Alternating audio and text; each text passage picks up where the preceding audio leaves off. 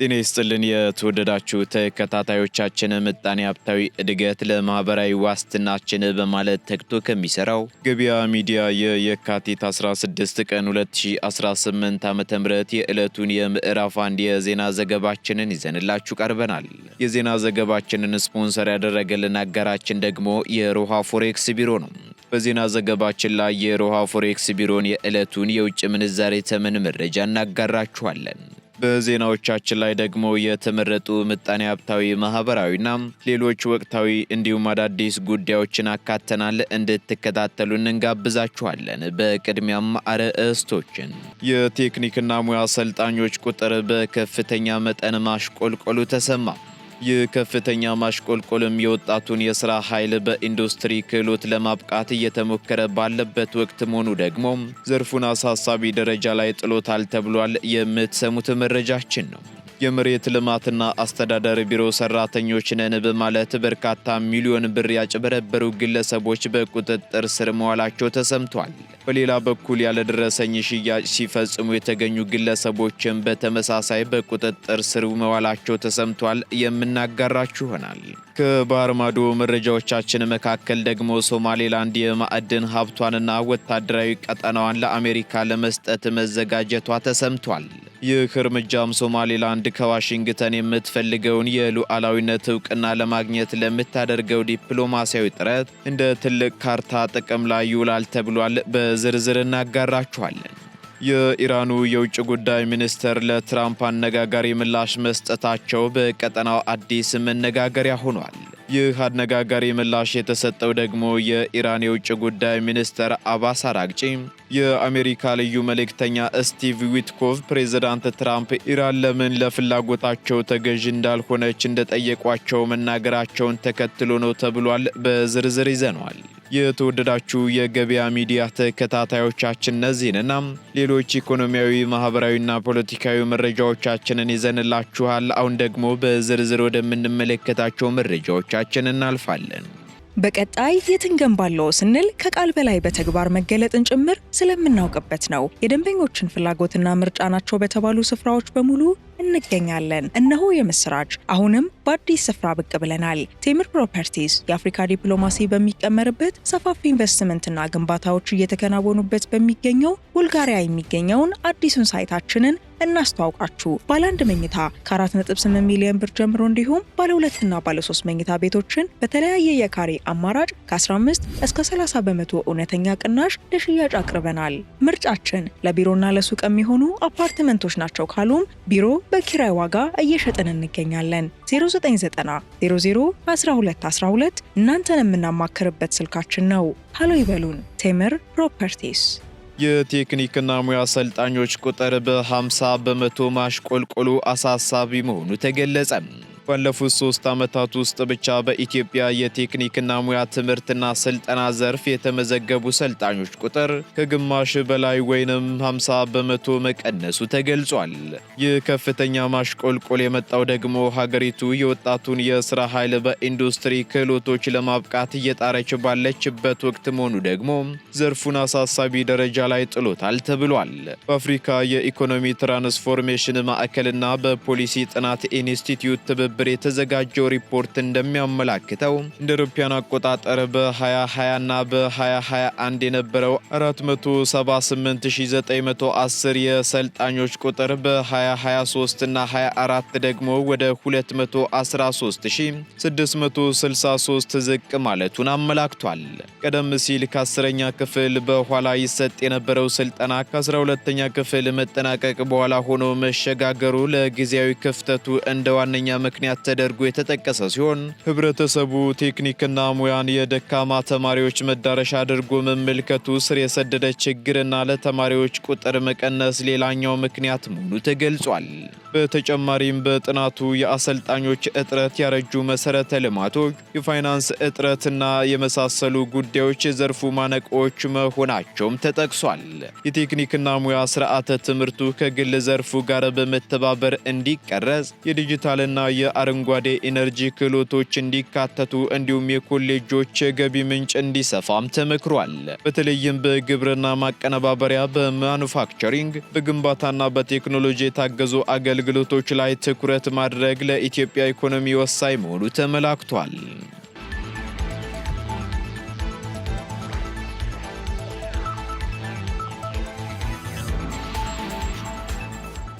የመሬት ልማትና አስተዳደር ቢሮ ሰራተኞች ነን በማለት ከ6 ሚሊዮን ብር በላይ ያጭበረበሩ ግለሰቦች በቁጥጥር ስር መዋላቸው ተገለጸ።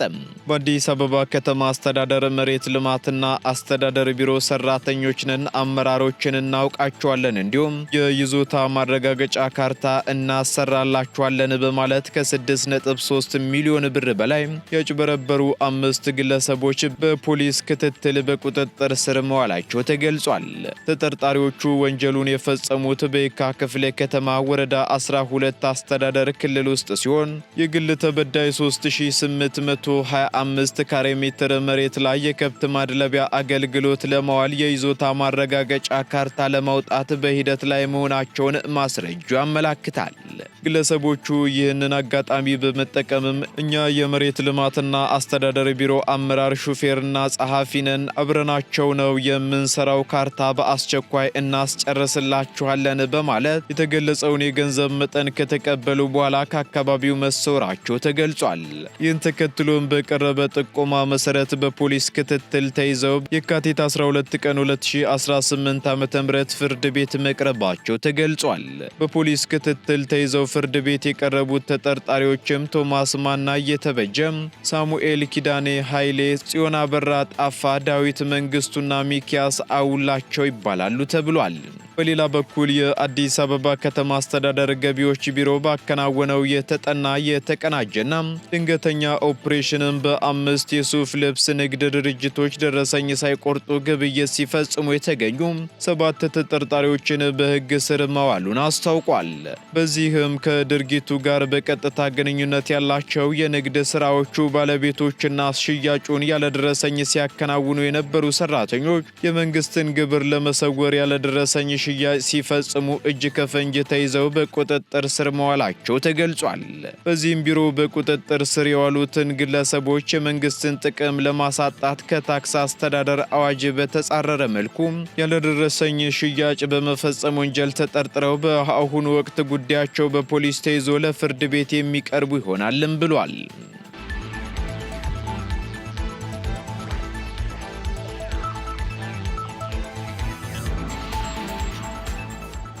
የእስራኤሉ ፕሬዝዳንት በነገው ዕለት ይፋዊ የሥራ ጉብኝት ለማድረግ አዲስ አበባ እንደሚገቡ ተገለጸ። የእስራኤል ፕሬዝዳንት ይስሐቅ ሄርዞግ በነገው ዕለት በኢትዮጵያ ይፋዊ የሥራ ጉብኝት ለማድረግ ወደ አዲስ አበባ እንደሚያቀኑ የፕሬዝዳንቱ ቃል አቀባይ አስታውቀዋል። ይህ የፕሬዝዳንቱ ጉብኝትም በሁለቱ ሀገራትና ሕዝቦች መካከል ያለውን ታሪካዊ የወዳጅነት ትስስር ይበልጥ የሚያጠናክርና በእስራኤልና በኢትዮጵያ እንዲሁም በሌሎች አፍሪካ ሀገራት መካከል ያለውን ትብብር ወደ ላቀ ደረጃ የሚያሸጋግር ትልቅ ክስተት እንደሆነም ተገልጿል። ኢትዮጵያ በቅርቡ የአፍሪካ አንድነት ድርጅት ጉባኤን ያስተናገደችና በአፍሪካ ቀጠና ውስጥ ቁልፍ ሚና ያላት ሀገር መሆኗም ለጉብኝቱ ልዩ ትኩረት ተሰጥቷታልም ተብሏል። በዚህም ደግሞ ፕሬዝዳንቱ በቆይታቸው ከኢትዮጵያ አቻቸው ፕሬዝዳንት ታዬ አጽቀሥላሴና ከጠቅላይ ሚኒስትር ዶክተር አብይ አህመድ ጋር ተገናኝተው እንደሚወያዩ የተገለጸ ሲሆን በአዲስ አበባ ከሚገኙ የቤተ እስራኤል ማህበረሰብ መሪዎች ጋርም ምክክር ያደርጋሉ ተብሎ ይጠበቃል ሲልም የፕሬዝዳንቱ ጽሕፈት ቤት በመግለጫው አመላክቷል።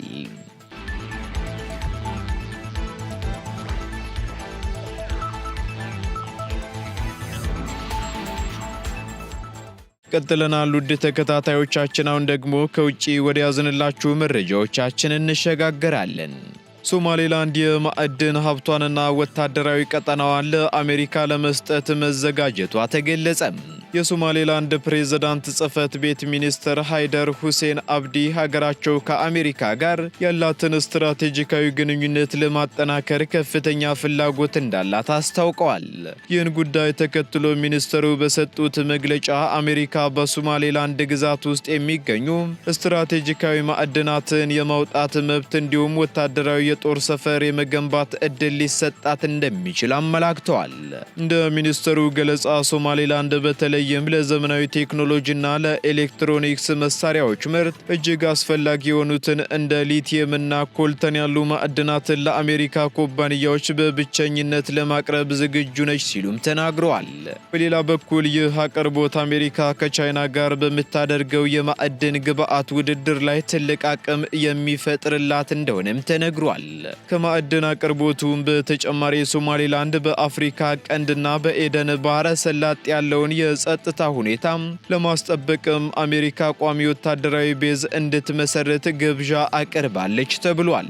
ይህ እርምጃም ሶማሌላንድ ከዓለም አቀፉ ማህበረሰብ በተለይም ከዋሽንግተን የምትፈልገውን የሉዓላዊነት እውቅና ለማግኘት ለምታደርገው ዲፕሎማሲያዊ ጥረት እንደ ትልቅ ካርታ ጥቅም ላይ ይውላል ተብሎ ይጠበቃል። ሶማሌላንድ በአሁኑ ወቅት በዋሽንግተን ካለው የዶናልድ ትራምፕ አስተዳደር ጋር አዲስ የዲፕሎማሲ ምዕራፍ ለመጀመርና የቆየውን አንድ ሶማሊያ ፖሊሲ ለማስለወጥ ከፍተኛ እንቅስቃሴ እያደረገች ትገኛለች። ይሁን እንጂ ይህ የሶማሌላንድ ዝግጁነት በሞቃዲሾ የሚገኘው የሶማሊያ ፌዴራል መንግስት ከፍተኛ ተቃውሞ ሊያስነሳ እንደሚችልም እየተነገረ ይገኛል። በሌላ በኩል ሶማሌላንድ የራሷ አካል እንጂ ሉዓላዊ ሀገር አለመሆኗን በመግለጽ እንዲህ ያሉ ስምምነቶች ህገወጥ ናቸው ስትልም ትከራከራለች።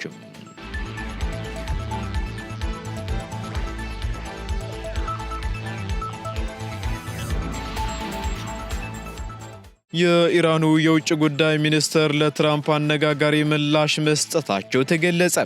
የኢራኑ የውጭ ጉዳይ ሚኒስትር አባስ አራግቺ በቅርቡ የአሜሪካ ልዩ መልእክተኛ ስቲቭ ዊትኮቭ ፕሬዝዳንት ትራምፕ ኢራን ለምን ለፍላጎታቸው ተገዥ እንዳልሆነች እንደጠየቋቸው መናገራቸውን ተከትሎ እኛ ኢራናዊ ስለሆንን ነው ሲሉ ምላሽ ሰጥተዋል።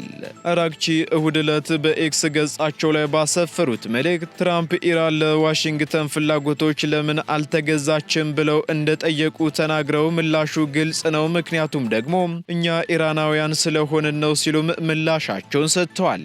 የአሜሪካ ልዩ መልእክተኛ ስቲቭ ዊትኮቭ ከፎርስ ኒውስ ጋር በነበራቸው ቆይታ ፕሬዝዳንት ዶናልድ ትራምፕ አሜሪካ በኢራን ላይ ከፍተኛ ጫና እያደረገችና የጦር ጄት ተሸካሚ መርከቦቿን በቀጠናው አሰማርታ ያለች ኢራን ለምን እጇን ለመስጠት እምቢተኛ እንደሆነችም ማወቅ ይፈልጋሉ ብለዋል። በተጨማሪም ለምን እስካሁን አልተስማሙም፣ ለምንስ እጃቸውን አልሰጡም የሚሉ ጥያቄዎችን ፕሬዝዳንቱ ማንሳታቸውንም መልእክተኛው ጠቁመዋል። ዊትኮቭ አክለውም የዶናልድ ትራምፕ አስተዳደር ኢራን የኒውክለር ጦር መሳሪያ እንደማትታጠቅና ያንን ለማረጋገጥም ተጨባጭ እርምጃዎችን እንድትዘረዝር ይፈልጋሉ ብለዋል። ይህ አስተያየት የመጣው ደግሞ ሁለቱ ሀገራት ለሶስተኛው ዙር ውይይት ከመገናኘታቸው በፊት ሲሆን ባለፈው ሳምንት ማክሰኞ በኦማን አደራዳሪነት ሁለቱ ሀገራት በስዊዘርላንድ በጄኔቫ ተገናኝተው መወያየታቸው ይታወሳል።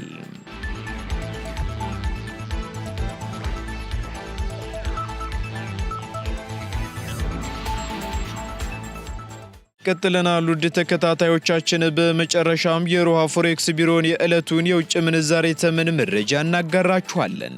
በዚህም አንድ የአሜሪካ ዶላር 178 ብር ከ58 ሳንቲም እየተገዛ 182 ብር ከ15 ሳንቲም እየተሸጠ ይገኛል። ፓውንድ ስተርሊንግ 234 ብር ከ26 ሳንቲም እየተገዛ 238 ብር ከ94 ሳንቲም እየተሸጠ ይገኛል።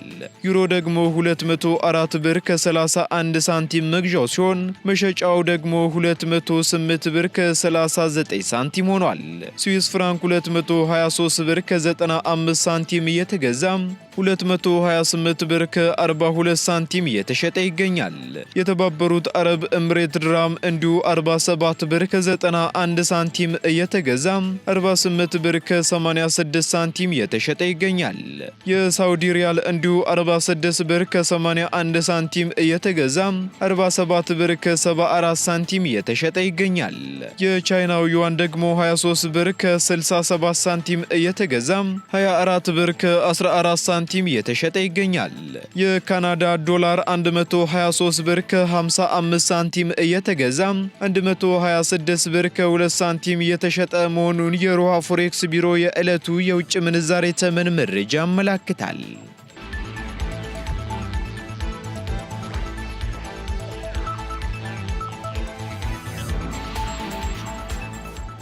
የተወደዳችሁ የገበያ ሚዲያ ተከታታዮቻችን ለምዕራፍ አንድ ያዝንላችሁም ኢኮኖሚያዊ፣ ማህበራዊና ፖለቲካዊ መረጃዎቻችን እነዚህን ይመስሉ ነበር።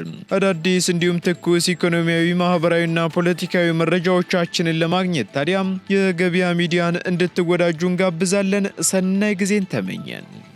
በቀጣይ የት እንገንባለው ስንል ከቃል በላይ በተግባር መገለጥን ጭምር ስለምናውቅበት ነው። የደንበኞችን ፍላጎትና ምርጫ ናቸው በተባሉ ስፍራዎች በሙሉ እንገኛለን። እነሆ የምስራች! አሁንም በአዲስ ስፍራ ብቅ ብለናል። ቴምር ፕሮፐርቲስ የአፍሪካ ዲፕሎማሲ በሚቀመርበት ሰፋፊ ኢንቨስትመንትና ግንባታዎች እየተከናወኑበት በሚገኘው ቡልጋሪያ የሚገኘውን አዲሱን ሳይታችንን እናስተዋውቃችሁ። ባለ 1 መኝታ ከ4.8 ሚሊዮን ብር ጀምሮ እንዲሁም ባለ 2 እና ባለ 3 መኝታ ቤቶችን በተለያየ የካሬ አማራጭ ከ15 እስከ 30 በመቶ እውነተኛ ቅናሽ ለሽያጭ አቅርበናል።